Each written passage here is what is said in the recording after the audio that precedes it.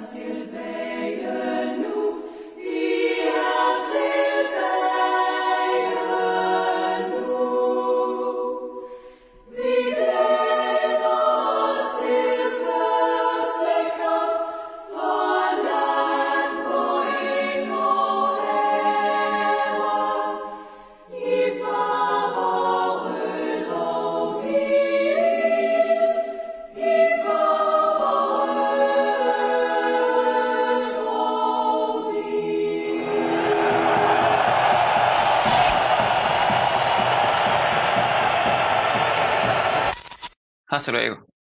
Uden hoved, ikke? Er det ikke? Ja. Hasta luego. Hasta. Og det er bare hasta. Hasta luego.